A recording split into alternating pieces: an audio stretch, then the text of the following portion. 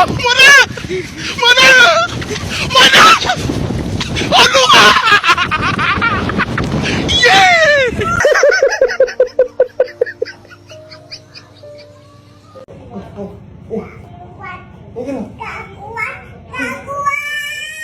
Hanya Allah yang tahu bagaimana perasaan aku sakit.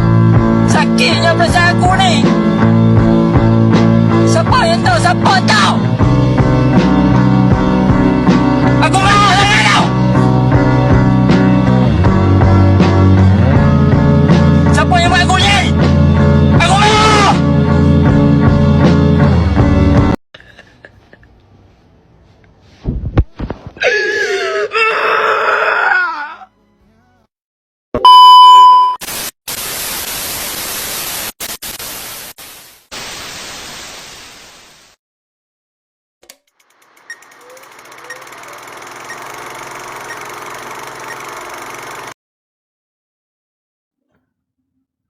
Assalamualaikum warahmatullahi wabarakatuh. Waalaikumsalam warahmatullahi wabarakatuh. Baik, langsung saja saya akan memperkenalkan diri. Nama saya Irfan Apandi. NIM 23109030146 dari program studi Teknik Mesin. Saya di sini akan menjelaskan jenis-jenis pandangan cara penggambaran khusus. Baiklah, tidak akan panjang lebar saya ngomong. Langsung saja masuk ke materi yang selanjutnya. 1. Jenis-jenis pandangan. Di dalam teknik gambar terdapat beberapa jenis pandangan yang digunakan untuk memudahkan dalam pembacaan gambar agar dapat dipahami secara lebih jelas. Pandangan depan gambar umumnya menyatakan sebagai gambaran utama suatu benda yang dapat memberikan informasi berupa bentuk atau setidaknya fungsi benda secara umum.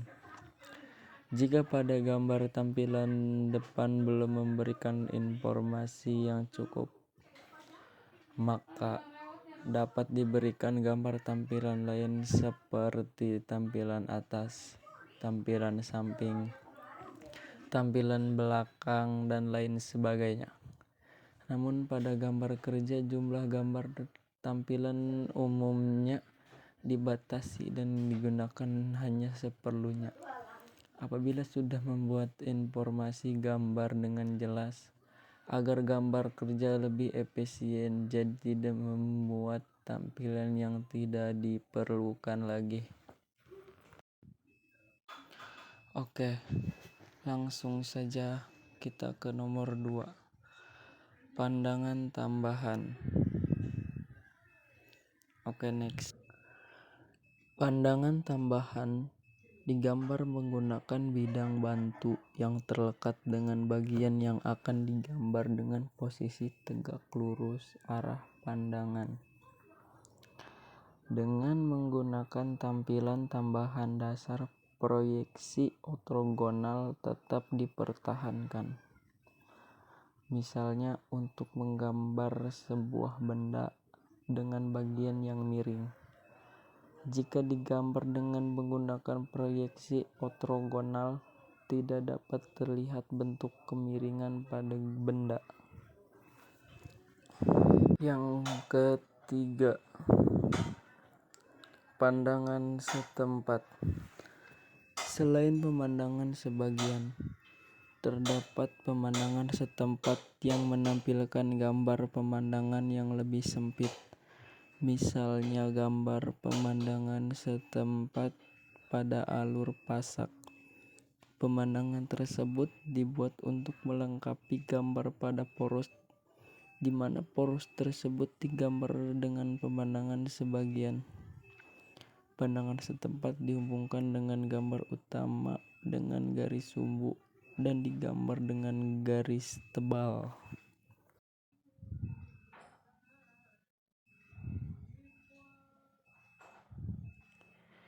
Misalnya pada gambar di atas,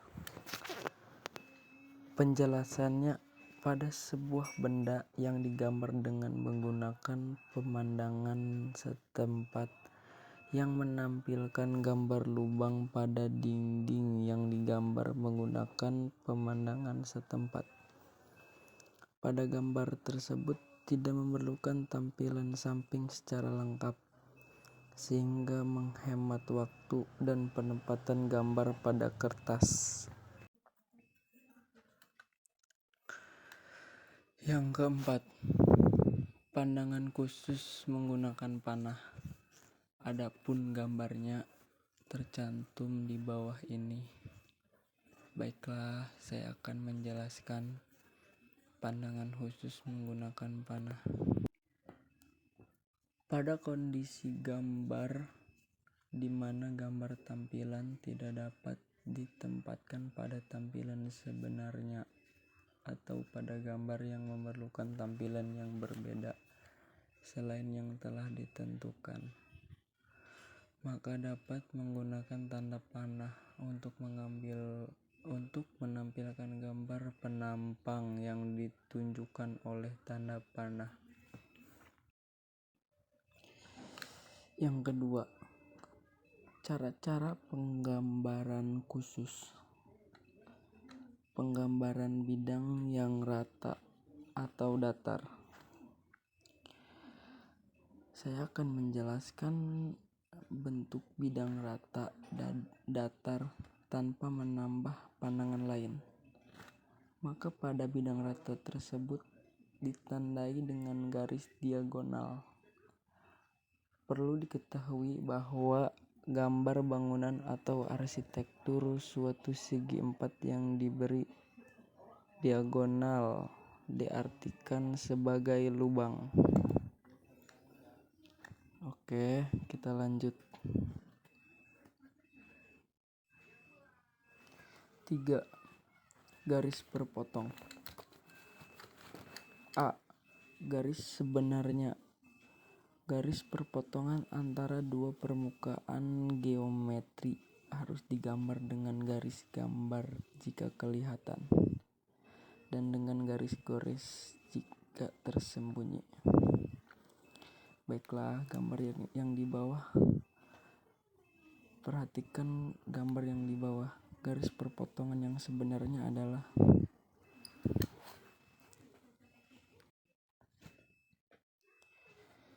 B. Penggambaran garis-garis perpotongan antara dua permukaan, misalnya antara silinder dengan silinder atau antara silinder dengan kerucut, dapat digambarkan dengan 3 kemungkinan, yaitu digambar secara sebenarnya, artinya perpotongan digambarkan dengan garis gambar atau tebal, jika kelihatan dengan garis putus-putus jika tersembunyi. Baiklah, gambar di samping bisa diperhatikan garis-garis perpotongan secara yang sebenar-benarnya. Garis-garis perpotongan sederhana dan garis hayal. Adapun gambar yang di bawah ini, garis-garis perpotongan dengan sederhana, begitulah gambarnya. Yang ada di samping adalah garis-garis dengan hayal. Bisa diperhatikan oleh teman-teman gambar yang ada pada yang kedua ini, garis-garis perpotongan yang sederhana yang kayak begitu, atau garis-garis dengan hayal. Bisa diperhatikan contohnya kayak begitu. Baiklah, kita lanjut lagi.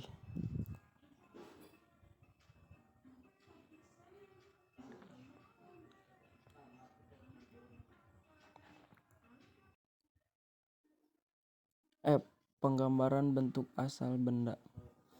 Bentuk asal benda sebelumnya ditekuk perlu ditunjukkan penggambaran dengan garis gores titik ganda. Penggambaran G. Penggambaran bagian yang berdampingan.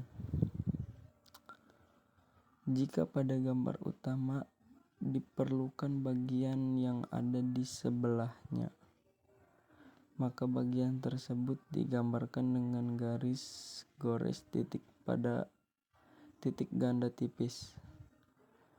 Baiklah, penggambaran bentuk asal benda, gambar yang ada di samping. Penggambaran bentuk asal benda bisa diperhatikan oleh teman-teman gambarnya. Yang G, penggambaran bagian yang berdamping. Begitulah gambarnya. Oke lah, kita lanjut.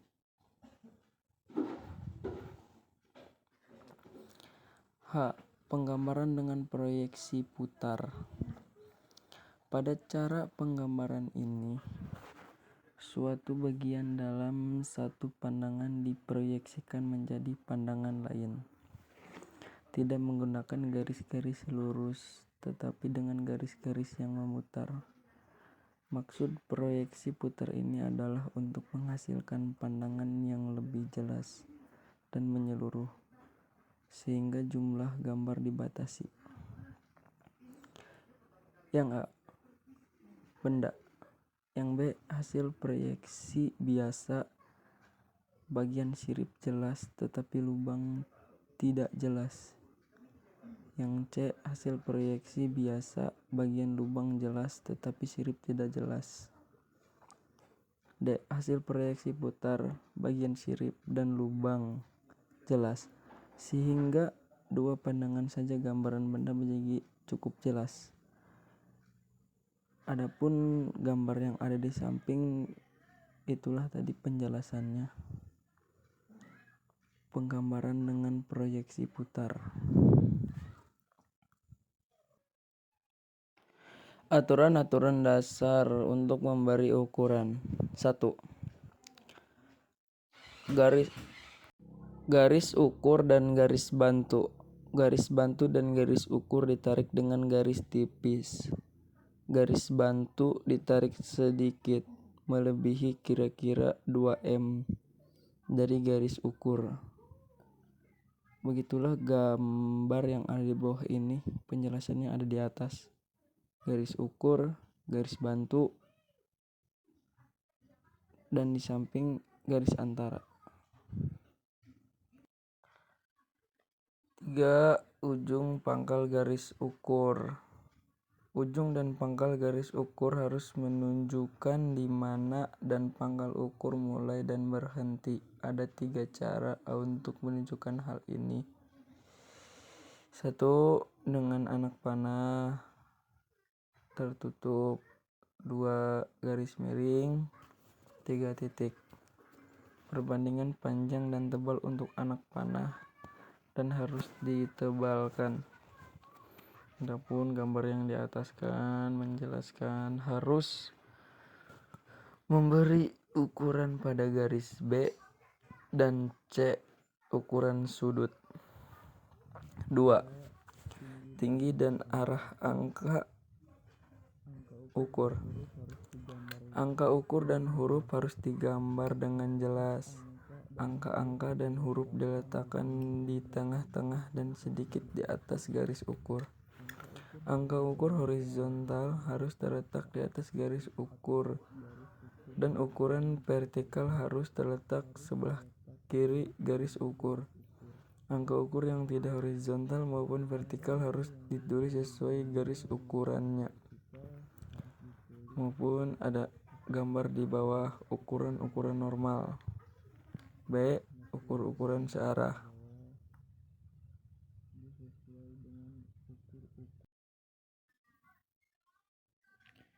4. Yang keempat, ukuran dan toleransinya. Angka yang menunjukkan ukuran benda pada umumnya tidak dapat dipenuhi dengan tepat. Batas ketidaktepatan ini juga dinyatakan dalam gambar di bawah ini. Yang A, gambar di samping menjelaskan penyimpangan ukuran yang diizinkan pada pengerjaan mesin tanpa penentuan toleransinya. Yang B, ukuran dengan ketentuan toleransi linear. Yang C, ukuran dengan lambang toleransi yang menentukan toleransi. Yang D, ukuran teoritis tanpa toleransi linear. Yang E, ukuran yang biasanya tanpa toleransi. Itulah penjelasan-penjelasan pada gambar tersebut. Yang kelima, dimensi fungsional. Dimensi tidak fungsional dan dimensi tambahan. Dimensi fungsional ukuran yang diperlukan dan fungsi dari bagian atau komponen. Dimensi bukan fungsional, ukuran yang tidak langsung mempengaruhi fungsi secara prinsipil. Dimensi tambahan. Dimensi referensi. Ukuran ini diberikan dalam tanda kurung tanpa toleransinya, hanya sebagai informasi. Berikut gambar di bawah ini. Yang A disebut gambar tambahan. Yang B adalah panjang minimum dari air ulir penuh. Baiklah, bisa diperhatikan gambar tersebut. Gambar tambahan dan panjang minimum dari ulir penuh tersebut. Oke, baiklah. Kita lanjut saja materi yang selanjutnya. Kita next.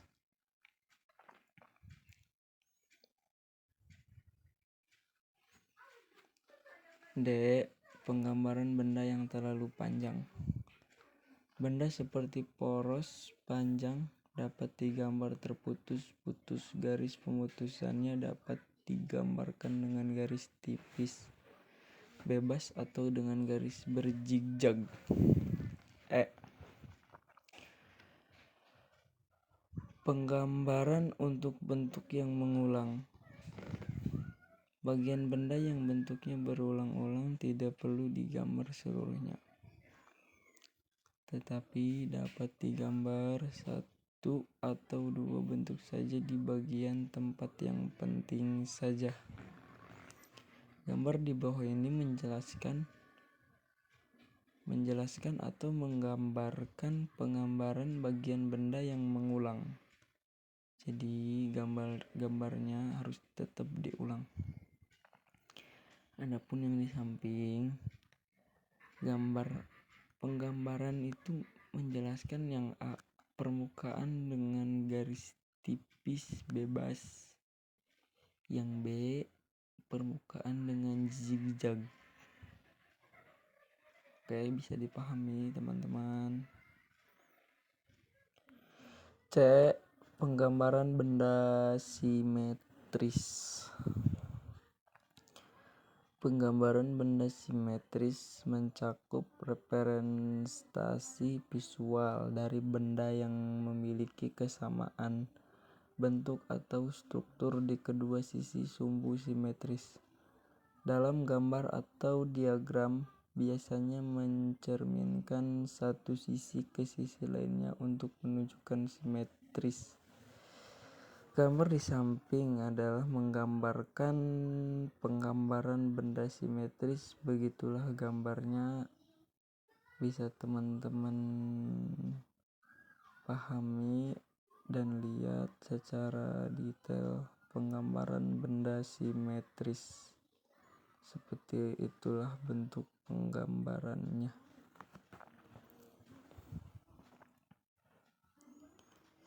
Oke, next. Pada gambar yang di atas Gambar yang memerlukan detail pada bagian tertentu pada gambar yang kecil, maka pada bagian tersebut dapat digambar secara detail dengan skala diperbesar. Pandangan detail pada gambar tersebut digambar di tempat lain dan menggunakan tanda atau simbol beserta skala pemeliharaan yang diterapkan. Gambar yang A bisa dilihat A skala 3:1. Bisa teman-teman lihat ya gambarnya.